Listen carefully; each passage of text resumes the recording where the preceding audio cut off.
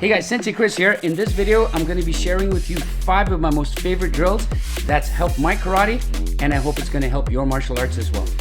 Let's check it out.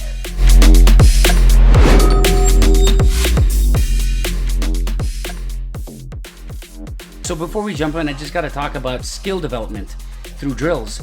There's a catchphrase that I've picked up from various cross-training circles, and it's basically, a drill is not the skill, and the skill is not the drill. Drills build skills. So think about that for a second, right? We often look at a particular traditional martial art or some sort of a drill, and we're quick to judge without understanding, the whole idea behind it. And sometimes that takes, direct instruction from an instructor, or sometimes it just takes feeling the drill out, right? But none of that stuff is gonna be effective unless you have an open heart and an open mind towards learning and growing and taking ideas from other places. So having a growth mindset towards a lot of these things that I'm going to be showing you is very important. So anyway, 5 drills I'm going to be showing you in these videos. A lot of them came from my cross-training journey that basically give you 5 different kinds of skill sets. For example, we've got a footwork drill that we're going to look at. We've got a sparring type drills that we're going to be looking at as well, and combination type of drills. And all of these things are going to facilitate hand-eye coordination, and depending on the intensity that you do these drills, you can get some cardio benefit out of it, tactile sensitivity, angles, head movement, and a whole lot more. So let's jump in. Let's take a look at our first drill. So our first drill is called the Follow Me, Follow You drill.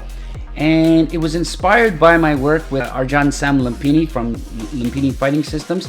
I spent a number of years with him, and I took this idea from him. It's a footwork drill inspired by Savate. Now, saboteurs would bounce a little bit more on this. They'd stay very light on their feet. So to do justice to this drill, you need to be really light on your toes. But we're kind of using a boxing style kind of delivery system here. And as you can see, my partner, Coach Ben, is feeding me some low energies, angles, cutting corners, and I'm just basically reading his movement and getting out of the way using short angular footwork. It's important to understand that the original idea behind this is not to throw contact. It's just basically to keep a tight, basically work different ranges in and out. Getting in, getting out, staying at a kicking range, into trapping range, to clinch range, but you're not really doing any active clinching or trapping or striking. So the idea is here to focus just on the footwork. Okay, and both sides can feed. So one side decides to feed, and the other side can receive through the movement. And then you take turns, set a timer, and go. So yeah, that's the Follow Me, Follow You drill. Thank you, Coach Sam.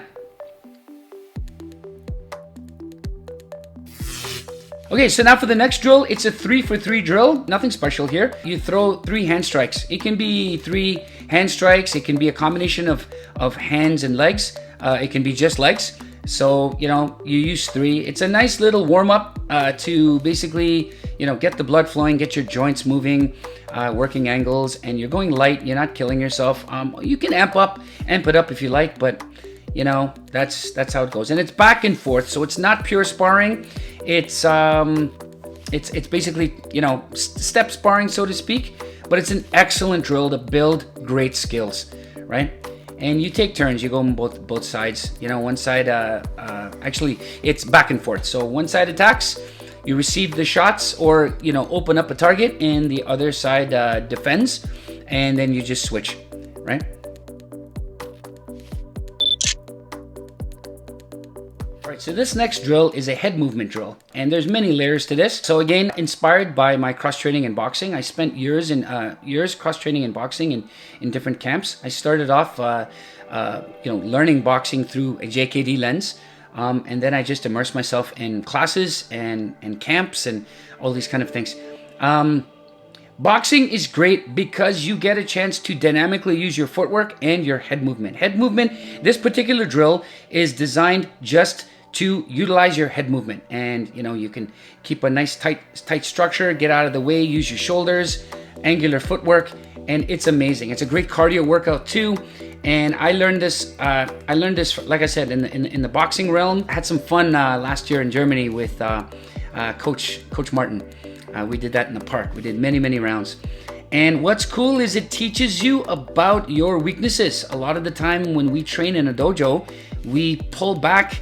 We don't do justice to our partners, and we cut the range, our ranges off, and we're not striking realistically. So the idea here is to punch deep, try to tag your opponent, and you have to get out of the way by using your head. You set the timer and you work around. Work many rounds actually.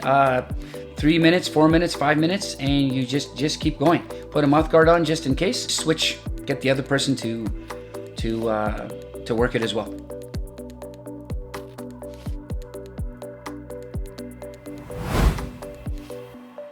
That brings me to the next drill. It's a 2-for-2 drill. 2-for-2 kicks. You can do 3-for-2, 3-for-3, 4-for-4. You can combine it, mix the ratios of the kicks any way you like. Wear some equipment, put some mouth guards on. You can pad up with the hands and your shins, and agree upon a level of contact between level of intensity between both partners, and just go. It's a nice Sambrata style, free flowing.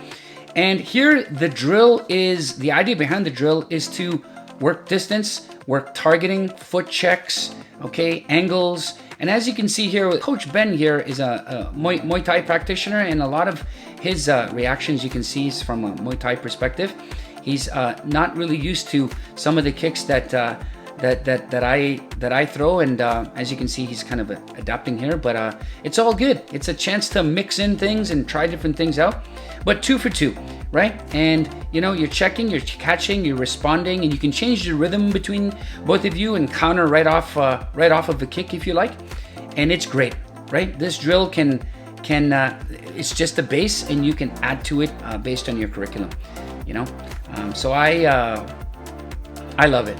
It also makes for a great cardio workout as well, so you can set the timer for as long or as intense of a round that you like. So again, fitness benefits as well.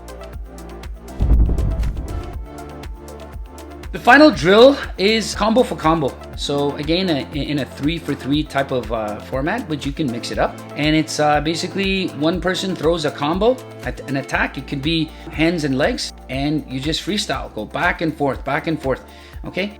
One side receives and then the other side returns, but you can counter as well. So you can throw in countering, and you can change it up. You can turn it into MMA sparring if you like.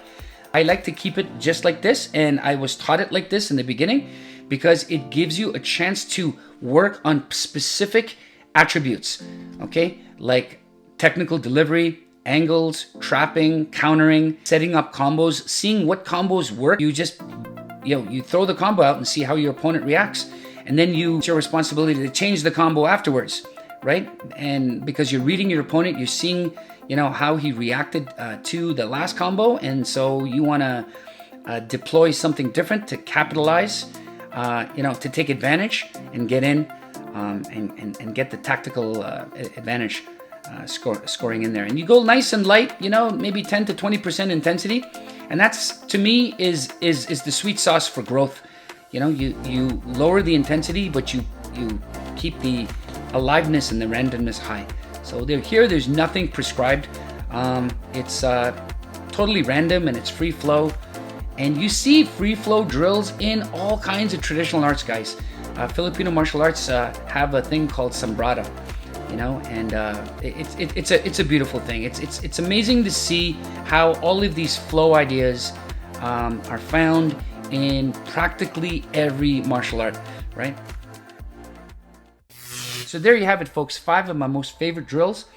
Each have a specific attribute development.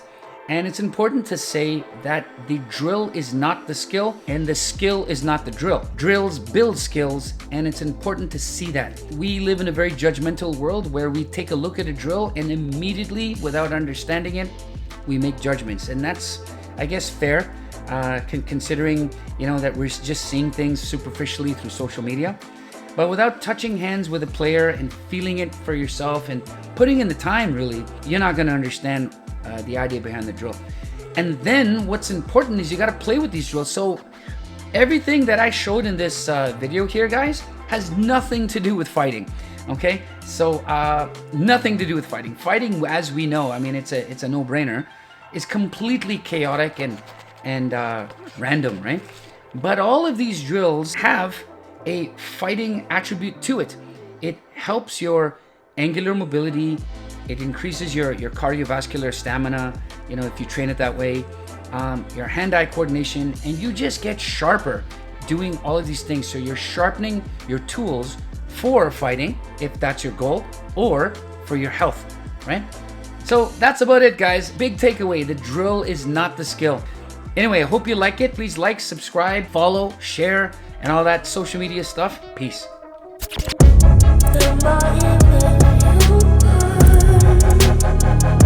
I'm not